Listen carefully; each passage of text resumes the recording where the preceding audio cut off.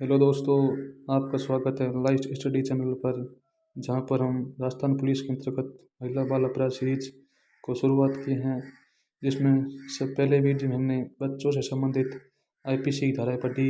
इस वीडियो में हम महिलाओं से संबंधित आईपीसी की धाराएं पढ़ेंगे। तो शुरुआती धारा है धारा 292। इस धारा के अंतर्गत यह प्रावधान किया गया है कि कोई भी व्यक्ति अश्लीलता से संबंधित किसी भी प्रकार का अपराध करता है तो उसे अपराध की श्रेणी में माना जाएगा, चाहे वह पुस्तक से, साहित्य से, विज्ञापन से, वीडियो से क्यों नहीं करता हो। इसके लिए सजा का प्रावधान कितना किया गया है? 7 वर्ष तक की सजा का प्रावधान किया गया है। अगली धारा है 293। इस यदि किसी तरुण व्यक्ति या युवा व्यक्ति के द्वारा अश्लीलता से संबंधित व्यापार किया जाता है तो 10 वर्ष तक की सजा का प्रावधान है। ठीक है। अगली धारा है 294। यदि किसी सार्वजनिक मंच पर या स्थान पर यदि कोई भी व्यक्ति अश्लीलता भरे गाने गाता है या फिर शायरी सुनाता है तो उसके लिए सजा का प्रावधान है 10 वर्ष की सजा का प्रावधान किया गया है आईपीसी की धारा में। मतलब कोई भी व्यक्ति सार्वजनिक जगह पर अश्लील भरे गाना गाता है तो उसके लिए सजा कितनी है? 10 वर्ष तक की सजा है। अगली धारा है 306। यदि कोई व्यक्ति आत्महत्या या आत्मदाह का प्रयास करता है तो इस अपराध के लिए उसे 10 वर्ष तक की सजा का प्रावधान है।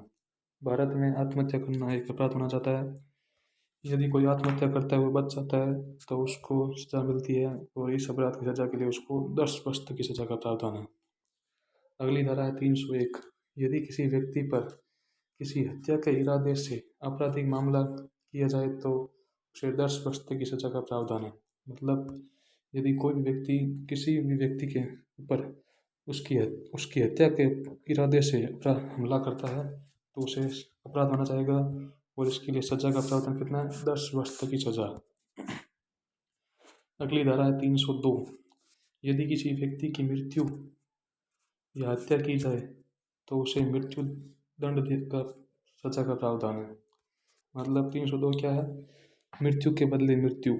यदि कोई व्यक्ति किसी व्यक्ति की हत्या कर देता है तो उसके लिए सजा सिर्फ एक है, मृत्यु दंड। अगली धारा 375। ये बलात्कार से संबंधित धारा है। बलात्कार की परिभाषा क्या है?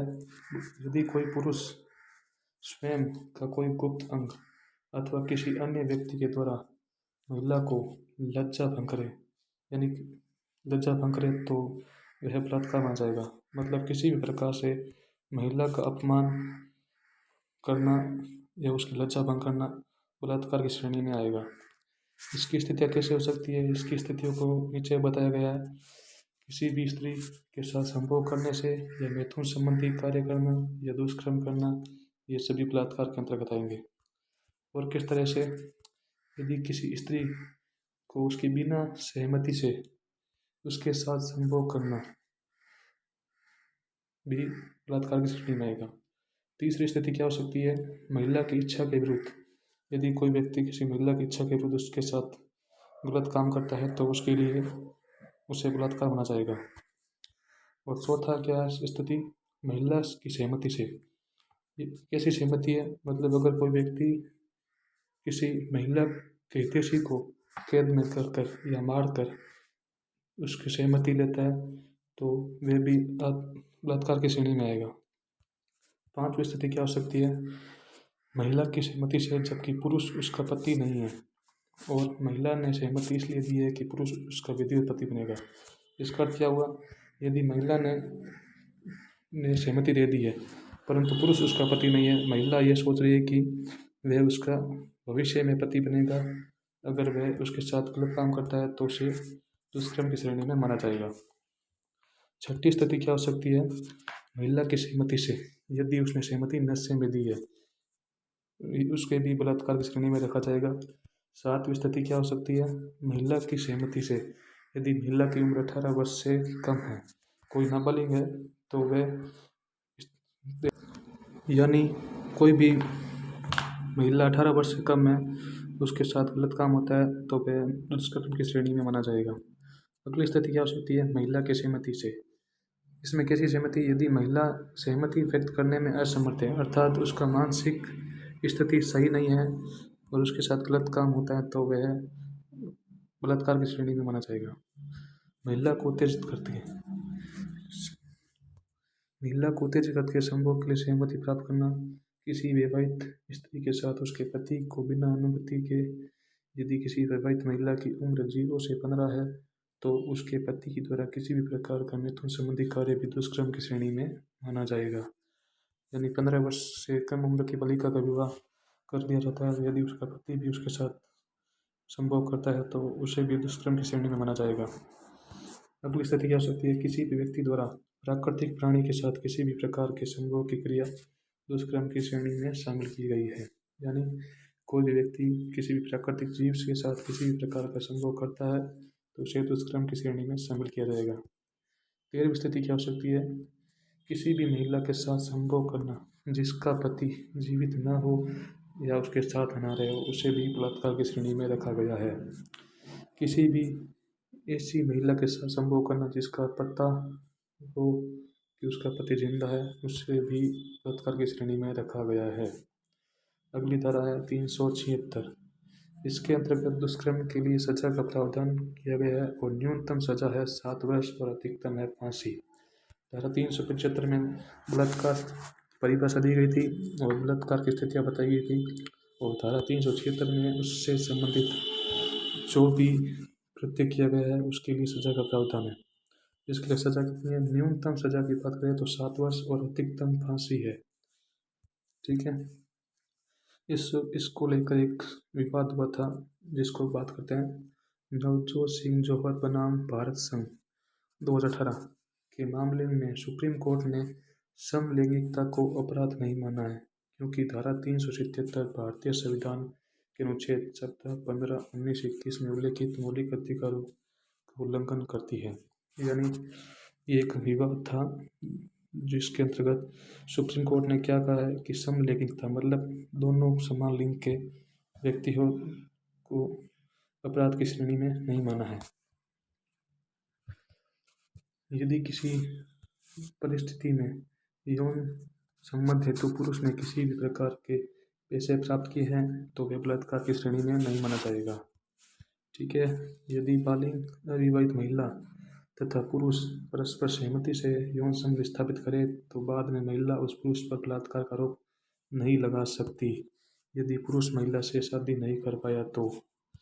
ये इस मामले के अंतर्गत बताए गए हैं जो फैसले लिए गए थे वो निम्नलिखित है। पति के द्वारा पत्नी के साथ पत्नी की इच्छा के विरुद्ध किया गया यौन संबंध बलात्कार की श्रेणी में शामिल नहीं होगा यदि उसकी उम्र 16 वर्ष से अधिक हो। धारा 376 दुष्कर्म की वजह से पीड़ित हिस्सा के लिए अचेतन अवस्था में चली जाए तो मृत्युदंड का प्रावधान है। धारा 376 है, उसको 4 भागों में बांटा गया है। धारा 376 में क्या कहा गया है? दुष्कर्म की वजह से यदि पीड़िता हमेशा के लिए अचेतन अवस्था में चले जाए तो उसके लिए मृत्युदंड का प्रावधान है। धारा 376 भी, यदि अलगाव के बाद भी पति अपनी पत्नी के साथ बिना सहमति से संभोग करता है तो उसे के लिए 7 वर्ष तक की सजा का प्रावधान है। मतलब यदि किसी महिला का पति उससे अलग हो गया उसके बाद भी वे उसके साथ बिना सहमति के संभोग करता है तो उसे अपराध माना जाएगा और उसके लिए 7 वर्ष का प्रावधान है सजा। धारा 376C, यदि किसी अधिकार प्राप्त व्यक्ति या कोई भी रिश्तेदार दुष्कर्म करता है तो उसके लिए 20 साल की सजा का प्रावधान है। धारा 376C, इसमें कोई भी रिश्तेदार महिला से दुष्कर्म करता है तो 20 वर्ष की सजा का प्रावधान है। धारा 376D, धारा 376D के अंतर्गत सामूहिक रूप से किसी भी महिला के साथ दुष्कर्म करने पर जीवन भर कारावास तथा मृत्युदंड का प्रावधान है। यानी 376D डी कितने नंबर पर आता है? 4। यानी सामूहिक बलात्कार में शामिल होने वाले सभी को कारावास, आजीवन और मृत्युदंड का प्रावधान किया गया है। धारा 376E, यदि कोई व्यक्ति पहले से ही दुष्कर्म का आरोपी है उसके बाद भी वह पुनः दुष्कर्म का प्रयास करता है तो उसके लिए सिर्फ एक सजा है, मृत्युदंड। 377, यदि किसी व्यक्ति द्वारा किसी प्राकृतिक प्राणी जैसे पुरुष, स्त्री, जीव जंतु आदि के साथ दुष्कर्म जैसा अपराध करे तो उसे उम्र कैद की सजा का प्रावधान है।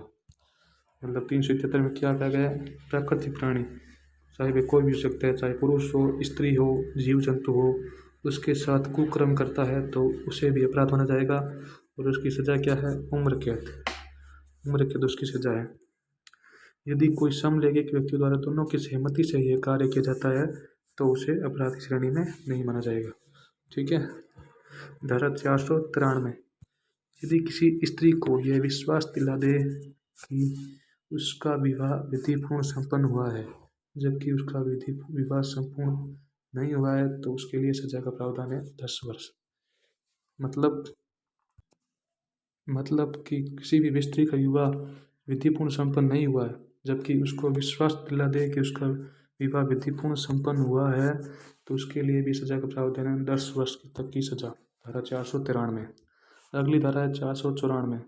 यदि कोई विवाहित जोड़ा बिना तलाक के दूसरी शादी करता है तो उसके लिए 7 वर्ष तक की सजा का प्रावधान है। ठीक है। धारा 494। अगली धारा है 495। यदि किसी स्त्री की पहले शादी हुई हो और यदि उस शादी का निस्तारण पूर्णतः नहीं हुआ हो और शादी के बारे में छिपा कर दूसरा विवाह करना भी अपराध है और इसके लिए 10 वर्ष तक की सजा का प्रावधान है। मतलब यदि कोई स्त्री की शादी हुई है, यदि उस शादी को पूर्णतः खत्म नहीं हुआ और शादी के बाद छिपा कर रखी है और दूसरा विवाह कर लेती है तो उसे सजा माना जाएगा और इसके लिए सजा का प्रावधान है 10 वर्ष तक की सजा। अगली धारा है 496। यदि किसी स्त्री के साथ कपटपूर्वक या छलपूर्वक शादी संपन्न करना है तो उसके लिए सजा का प्रावधान है 7 वर्ष। अगली धारा है 497।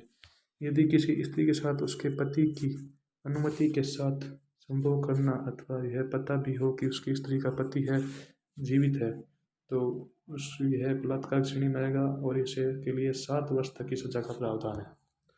धारा 498।